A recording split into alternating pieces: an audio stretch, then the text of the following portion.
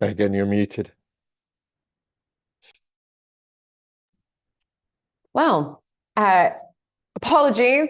That gets rid of the clean start to our first successful live stream. I'm sure it'll be much smoother next time. Thank you so much for joining us. This is our second Lunch and Learn of the spring series. This time we are talking about plural ownership policies, and we will have with us our Deputy Director of Evidence, Victoria Sutherland, who's going to be talking us through some of the key findings from our new evidence briefing. We'll be putting the link to the briefing in the chat a little bit later. We would encourage you to submit questions throughout, and then we will get to them towards the end of the section. The way that we run our Lunch and Learn is they are short 45-minute long sessions in order to help busy policymakers better understand evidence on economic growth. So we generally have the first half will be looking at what the findings were, talking through a presentation, and then the second half we want to make sure that there's plenty of times for you to ask questions about what this actually means for you in terms of your day-to-day. So with no further ado, I am going to hand over to Victoria. Hello everyone, welcome to the session.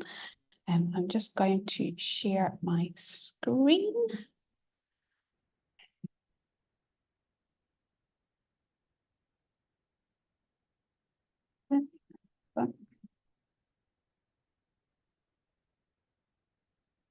Okay, so as Megan said, we are going to be talking about plural and local ownership today. So we published a briefing and rapid evidence review on this last month.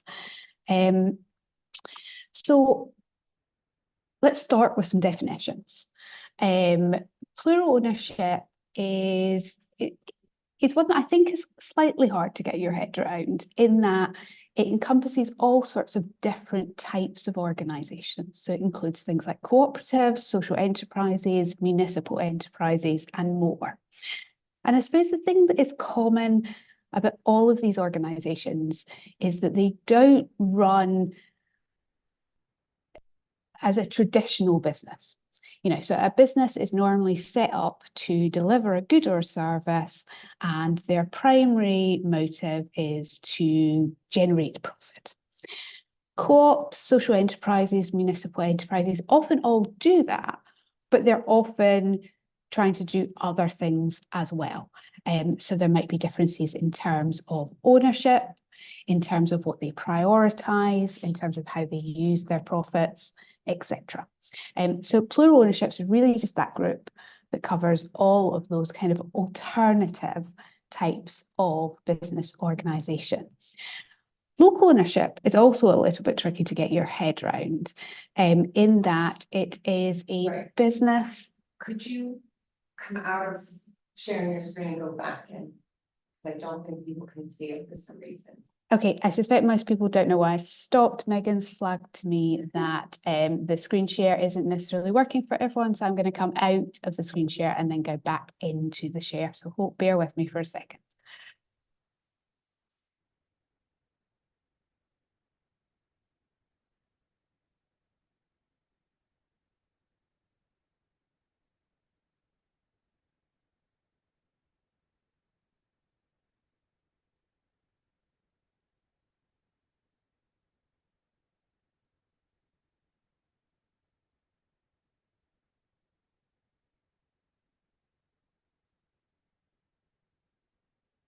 Okay, can people see that?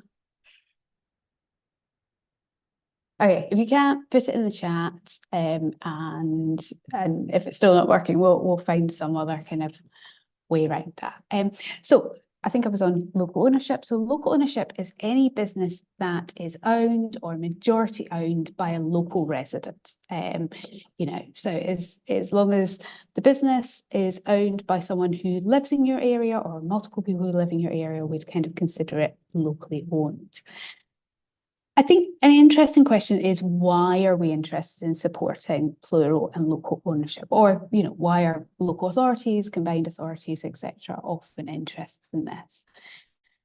The main rationale that sits behind supporting these policies is the idea that if businesses are plurally owned or locally owned, then it increases the probability or the likelihood or the extent to which the profits will benefit the local area.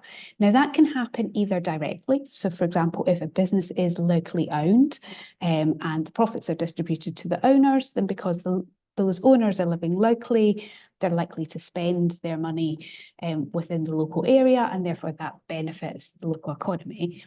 Sometimes that might be the case in plurally owned businesses too, if they distribute their profits. But it may also happen in other ways when we're talking about plurally owned businesses. So it might be that a plurally owned business, for example, a social enterprises have missions, and part of being a social enterprise is that you've got to reinvest at least 50% of your profits into that mission.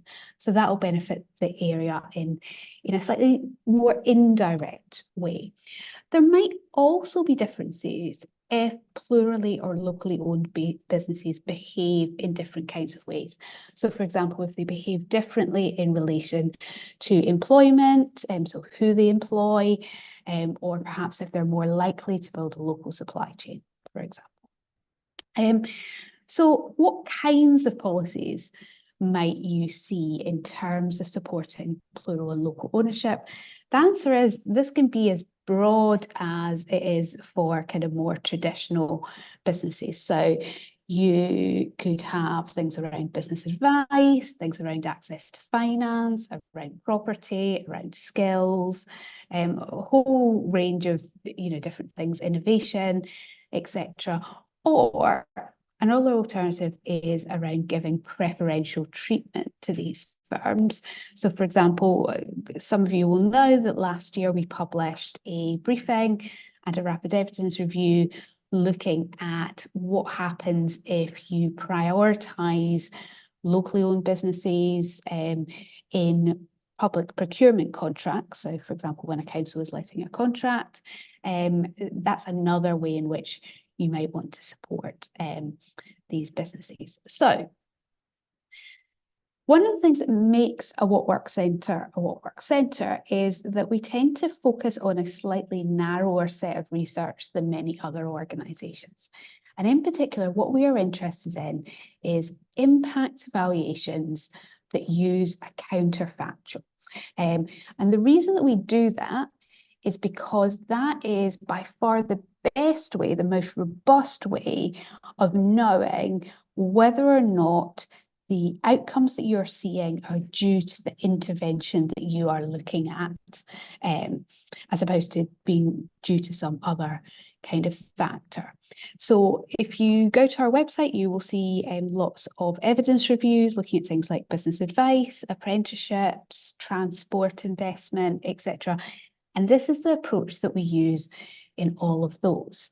So for this, we actually only were looking for evidence on plural ownership when we did our review. And the reality is we found very, very few studies. So we actually only identified 6 that made the cut into our review. There were a number of others that we found that looked specifically at agricultural cooperatives, but because the nature of those studies is slightly different to what we're looking at, we exclude them. So we've only got 6, and 4 of them are looking at co-ops. So this is our first problem. We've only got a very small number of studies. In an ideal world, one of the things we'd really quite like to look at is interventions to support plural ownership. So perhaps business advice that's specifically targeted at supporting plurally owned businesses. But the reality is there is none of that literature. So all of the studies that we found fell into 2 categories. So most of them looked at whether or not there were any differences in economic outcomes between plurally owned businesses and other types of businesses. And then we had one that looked at what influences the startups of cooperatives. So when we look at those that compare, is productivity, as an example, higher in a plurally owned business than in a more traditional business, or is it the other way around?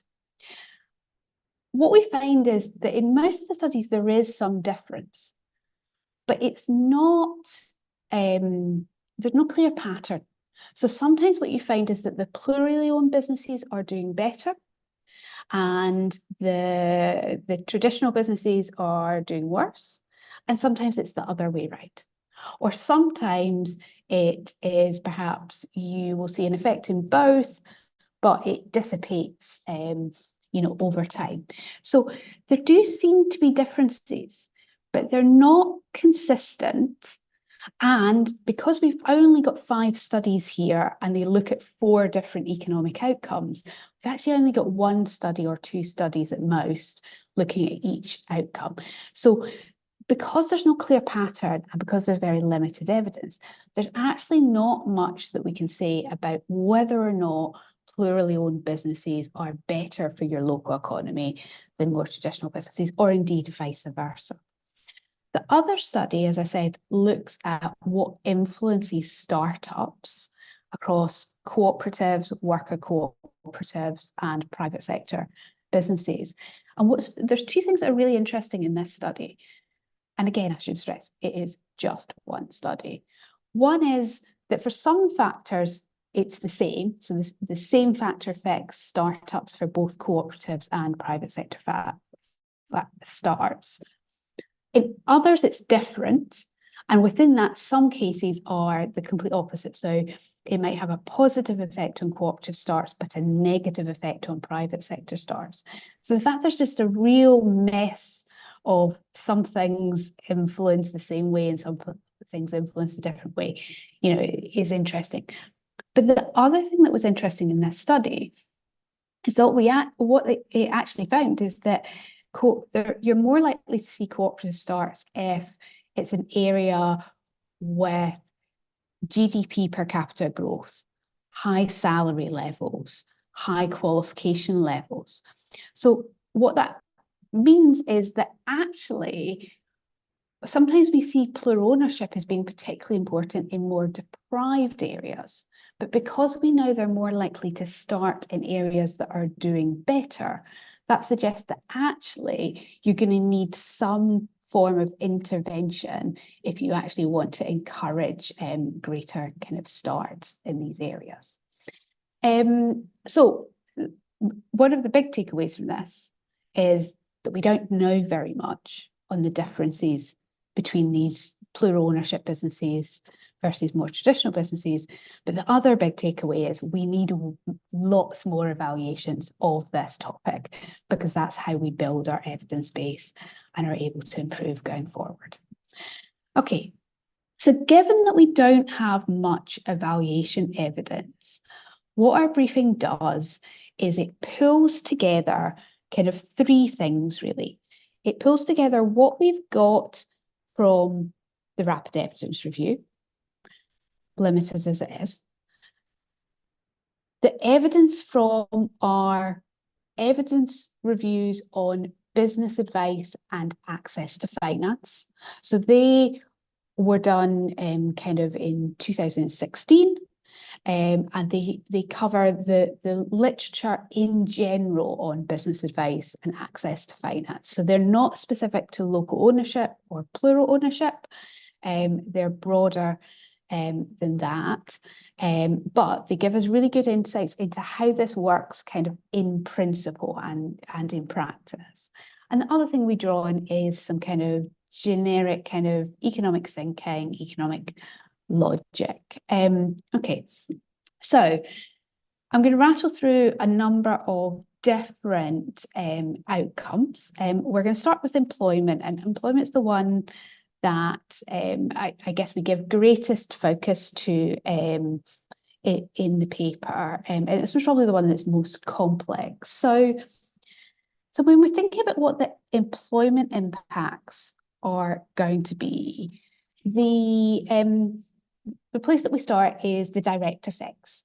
So the direct effects are the jobs that will be created in the supported businesses. Okay, so if I was trying to figure out what the scale of the employment impacts were going to be, the first kind of things I would want to think about is what type of businesses are we supporting here? So are we supporting startups or are we supporting existing businesses? And I would want to know how many people are employed in those supported businesses at the current time, because that gives us a kind of a baseline to work from. Okay, so most startups have very few employees when they start up. And we estimate in the paper that only about 2% of startups grow to 5 or more employees within their first 3 years. So numbers are very, very small in most startups. And the other thing with startups is lots of them don't survive. So about 95% of them survive the first year, but then it begins to drop off. So you're about 75% at year 3 and normally kind of below 50% at year 5. So that's another thing that comes into the mix. When you're trying to figure out how many jobs are you going to create, you're going to have to make a decision about what time period you're looking at. Are you looking at a year post-intervention, 3 years post-intervention, etc.? Even when we're getting to existing businesses, again, employment actually isn't very high in most businesses. So across the business base as a whole, the average number of employees is 10. And if we're looking at businesses with fewer than 50 employees, which is kind of more likely to be kind of what is being targeted, then the average is 4. So we've got this, there's going to be a big difference between if you're targeting, 100 businesses that each currently employ 4 people and you're hoping them to grow versus you're targeting 100 businesses that each currently employ 50 people and they're hoping to grow, because there's a difference in scale there. I think the other thing to say is growth tends to be relatively gradual within most businesses. Like you're unlikely to see, rapid growth in most of the businesses. So if you combine this understanding of what kind of businesses you're looking at, the employment in them, and the scale of the growth, that'll help you get to a point where you have a sense of the kind of the scale of the number of jobs that are going to be created.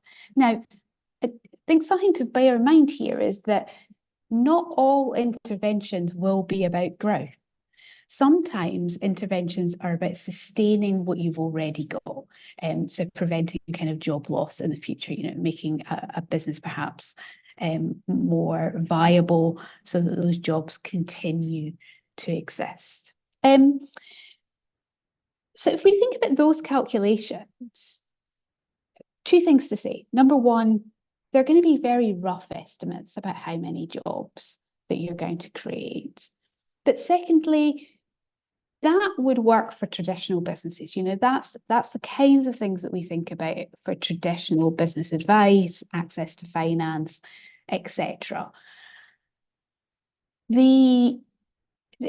For this paper, one of the things that we kept asking ourselves is there any reason to suppose that that would be different for a plurally owned business or a locally owned business?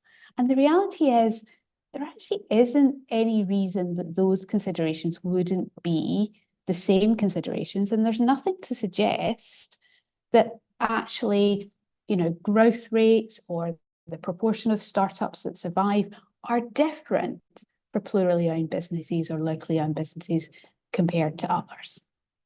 So we don't think there's any real reason to kind of adjust your calculations there.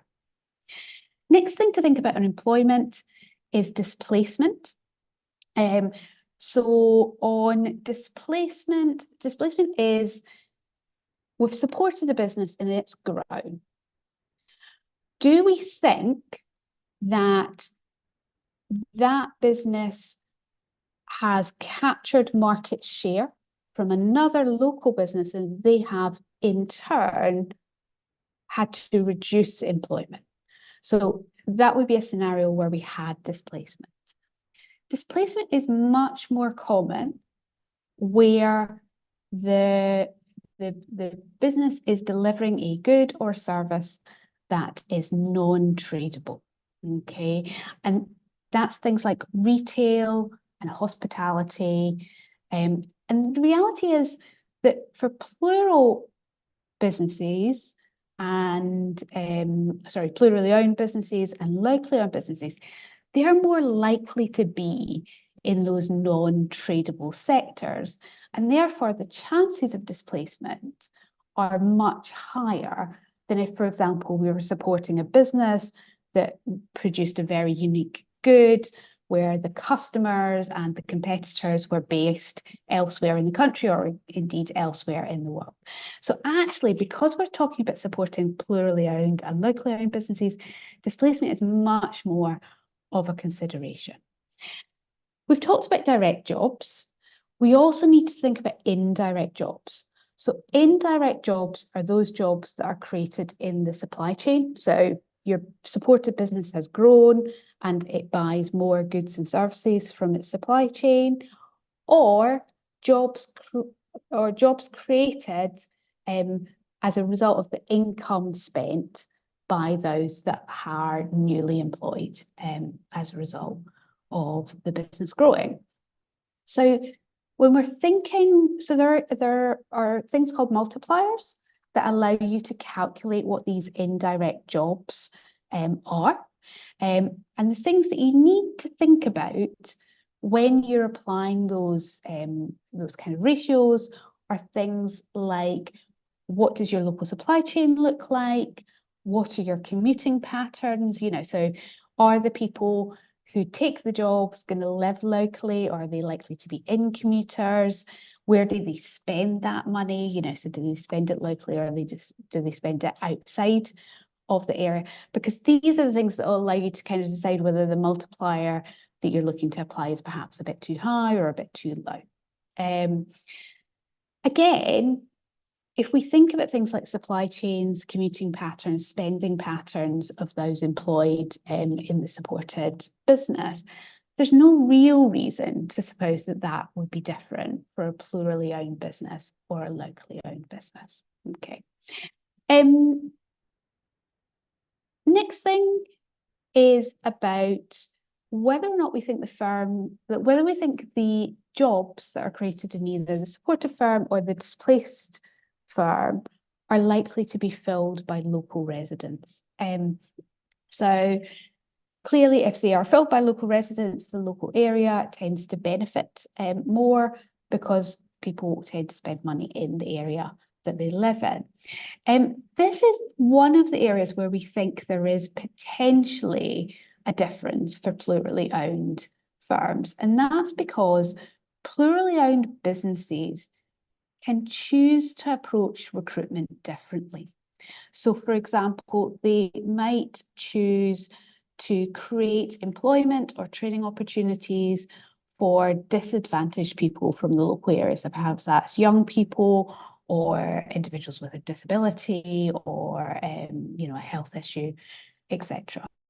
There's also a little bit of evidence. So there's one study that looks at employment in our rapid evidence review, and it showed that employment tends to be more stable in cooperatives. So what that means is when you get a recession, they're less likely to lay people off. So there is a little bit, when we're thinking about these jobs that are being created, we need to think about who's benefiting. And there is some evidence to suggest that actually plurally owned businesses might approach that slightly differently.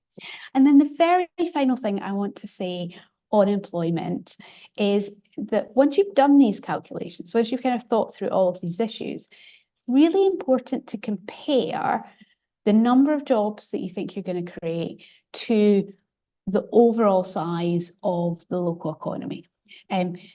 Often we have high hopes for the interventions that we pursue, But what we find is that actually, despite all of the hard work, the number of jobs that are created tend to be very small compared to the overall size of the labour market within our local area.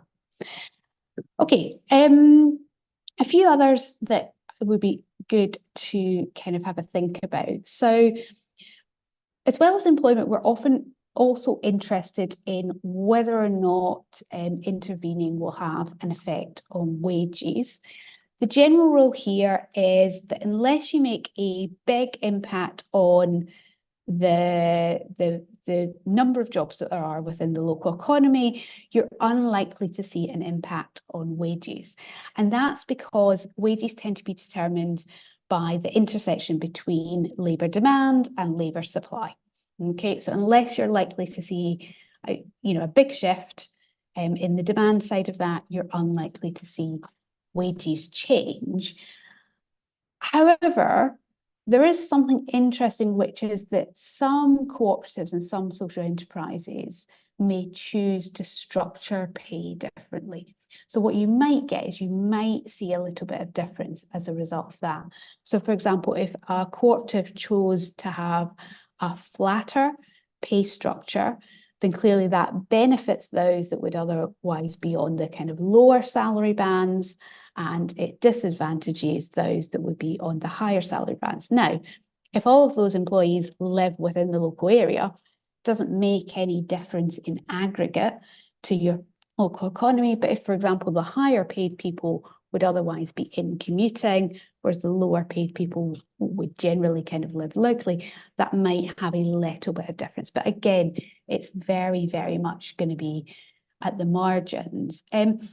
Something else to say on wages is, in general, plurally and locally owned businesses tend to be smaller, and we know that small businesses tend to have lower wages kind of overall. Okay, productivity. It's actually really very, very difficult to make a judgment about whether or not supporting plural and locally owned businesses is going to have an impact on your productivity levels. And that's because so many different things affect productivity. So it's going to depend on what kinds of interventions are you delivering around improving productivity. More than any of the other things we talk about in the briefing, this is one where there's kind of the greatest variability. There are a couple of studies in our rapid evidence review that look at productivity. Unhelpfully, one shows plurally owned are more productive and one shows the opposite. We also in the briefing cite a review of employee ownership and partnership that we found that does suggest that ownership and participation can have positive effects on this. And again, we've got this thing, these businesses are going to tend to be smaller, and we know that smaller businesses tend to have lower productivity. I think something else to flag here, and this is true of any business support intervention, is you run the risk by providing support, especially if it's financial support, that a business will survive that would not otherwise have survived. Now, the normal kind of ecosystem is businesses start, businesses close all of the time. And the closing, is actually useful from an economic point of view, because what it means is that all of the resources can be redeployed to things that are more economically advantageous. So alongside any of these kinds of interventions, there is that risk that productivity might be affected by, allowing businesses to survive that otherwise wouldn't. Profits. So I touched a little bit on profits earlier. Local area is going to benefit if a firm is locally owned and it makes profits, because those profits are by definition going to the local owners. Now, that is only going to benefit the area up to a certain level, because once you get beyond that, the propensity for that extra money to be spent in the local area will fall off. And that's because it either gets, taxed, or it gets taxed at a higher rate. And also the additional goods and services that that person might be looking to purchase are less likely to be produced within the local economy. For plurally owned businesses, they might also use profits in other kinds of ways. So it might be, let's say you're a social enterprise and that you exist to support homeless people. It might be that what you do is you fund a health project for your target group with the profits that you make, from your trading activities. So that's also going to benefit the local economy. The extent of that benefit is very much going to depend on how you choose to spend that money. So if you choose to spend it to create employment opportunities, that's likely to have a much larger impact than if you decide to spend it on, something that has an environmental kind of benefit. So it's very much going to depend on how you use the money. Can also have things called other income effects. So this is when the supported business uses capital, such as buildings or machinery. If that capital is locally owned, then that's going to benefit the local area, but it might not be locally owned. And this is one that applies for all business support, and there's nothing to suggest here that it's going to be anything different for plurally or locally owned businesses. And then finally, prices. So prices are determined by the market, and we don't think that in general supporting plural or local ownership will make any difference to prices. The one exception to that, though, is that a plurally owned business might sometimes decide to charge a price that's below the market rent, the market rate. And whilst that will affect the consumers for that particular product, it's unlikely to have an impact on prices overall for the local economy. Okay, so just two things that I'd like to touch on to finish up. So one is what I've very rapidly kind of run through is our kind of thinking on, if you put in place interventions to support businesses, here are some things to think about in terms of how that might feed through into economic outcomes at your local level. Okay. And secondly, are they likely to be any different if it's a plurally owned or locally owned business? Okay. Something else we need to think about, however, is how effective are interventions to support businesses or to support those two specific kinds of business. Okay. We don't have, as I said earlier, any evidence on the second of those questions. So we don't have any evaluations that look at programs that specifically support, for example, cooperatives to start and grow. Okay. What we do have is we have lots of evidence on whether things like business advice, access to finance, etc., are effective. And the reality is, so we've got evidence reviews on both of those that we can put links in the chat to. The reality is, whilst there is evidence that business advice can lead to increases in employment, in productivity, in wages, etc., actually the evidence is very mixed. So only around a third to half of supported businesses see an impact for general business advice. So I think the message that I'm trying to get across here is be realistic about the scale of the effects that you might get from an intervention. However, something I would flag in relation to that is really good program design will help with that. One of the problems with a lot of the interventions that we looked at, in particular in relation to business advice, was that program design was really pretty kind of vague. They weren't clear on what outcomes they were trying to achieve. Okay. I've focused on local economic impacts, but there's potentially other wider benefits. So some of them are built in. Social enterprises, by definition, have a mission, and that's often, something that's social or environmental. But there might also be other benefits. If we're expanding the number of businesses in our local economy, that expands the number of businesses that can perhaps sponsor local events, provide careers, advice, etc. I've very much focused on impact, so what's the positive stuff, but we need to also think about policy costs. And then finally, and I suspect I say this in every single lunch and learn that we run, we need more evaluation. And even if we can't evaluate, it's good to monitor, So we don't actually know very much about how effective these policies to support these kinds of businesses are. So if you are going to pursue one of these, make sure that you are building in good quality monitoring and good quality evaluation. And I will stop there.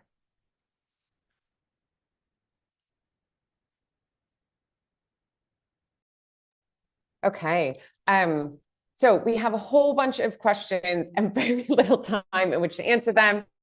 So I'm going to introduce Henry to join us in the Q&A.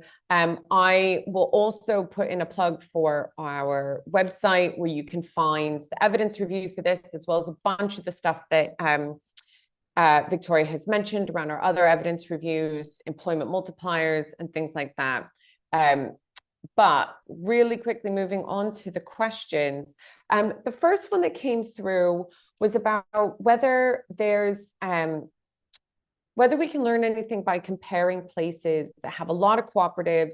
So for instance, some parts of Spain with the UK, and whether or not as a region, there's a sense that those are doing better. Now, I think that also probably touches on a sense of how well you can do place-based evaluations to look at economic impact. Victoria, do you want to come in first? Yeah, I mean, it's interesting. Spain's one of the places that a couple of the studies in the rapid evidence reviews come from. I think so. I think you can compare. There's value in looking at places that are doing better on something than perhaps you are. But I think the real challenge in comparing us to Spain is that actually the circumstances that have got Spain to a point where they've got lots of co-ops are very different to the context that we in the UK are in at the moment. If I was, so I'm slightly less convinced of the argument that we should spend a lot of time understanding kind of how they've got to that point where they've got a lot more co-ops than we do. And I'm more interested in if we actually are serious about supporting the startup and the growth of co-ops in this country, that we go and we learn lessons about kind of what works well in terms of supporting those kinds of organizations. I don't know whether Henry's got stuff he would like to add. Well, I think I would just say I don't think there's a lot of value in making the comparisons as providing a practical guide to decisions that people on this call are likely to face. I think the issue to ask yourself is, right, here's the structure of our local economy. Here are, is a set of things that we might try and do to improve plural ownership or local ownership. What do we think the impact of that is going to be, rather than sort of thinking that we're going to get to some really high rate? So I actually think it's better to just sort of start with, right, what do I think the implications would be of practically what I can do? I think it's the flip. It's the other way of saying exactly what Victoria did, which is there's just so many differences between that the simple comparison isn't going to get us anywhere. I actually think the way to evaluate it is to work it through in the way that we've just been talking about. Okay. We've had two questions that I think are trying to drill down on differences based on sectors. So one is about professional services and manufacturing, and whether or not that has an impact on displacement. And then the other one was about creative sectors. Was there anything either in the evidence or any thoughts that you have on, kind of thinking through the economics on whether or not sectors will make a difference in this? Should I go on that one? Because I had the advantage of looking at the questions while Victoria was speaking, which allowed me to get my brain in gear. Jonathan Nunn sent an interesting link to this employee ownership resource talking about the sectoral breakdown, which I actually had a very quick look at. Look, for the 10% of these employee-owned businesses that are in manufacturing, if they're selling to foreign markets, you don't need to worry so much about displacement. And the question will be, in any context that you're looking at, what proportion of them are selling to local markets versus national. So I think, again, it's one where, underneath manufacturing, the crucial question is just which market they're serving. I would actually say a similar thing on the fact that, it's great that, 40% of these employee-owned businesses categorize themselves as providing professional services. Now, some of those are things like Arup, like hugely big. But actually, as I look down that list of top 50, a remarkable number of them are providing community health services.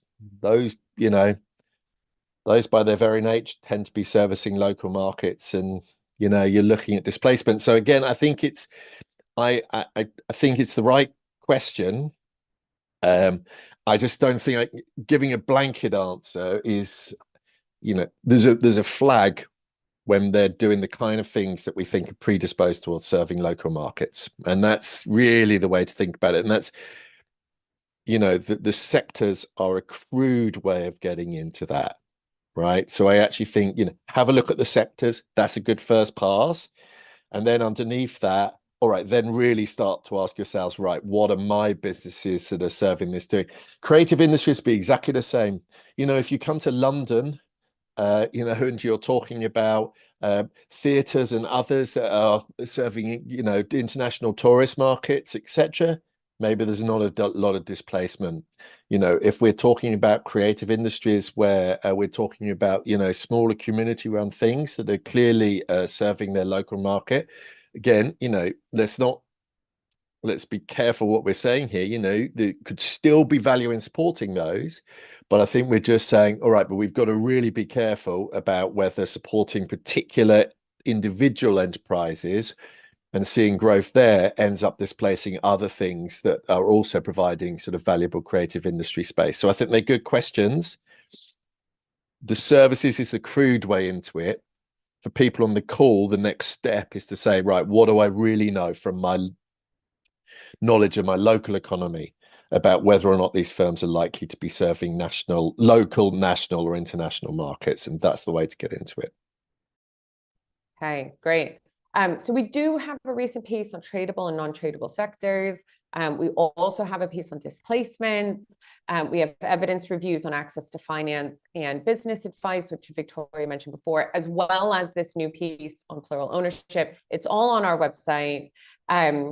Questions that we haven't got to, if you're lucky enough to work in local government, you will be able to find them on our new online forum.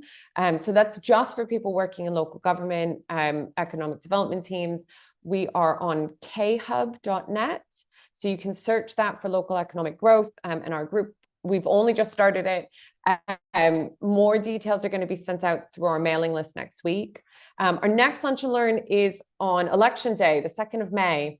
It's going to be on the economic impact of community finance policies. You can still register for that if, you probably can't, if you're on the polling station, you probably can't get away with having it, stream off of your phone, but you could give it a shot. Otherwise, we will have more Lunch and Learn dates in the future.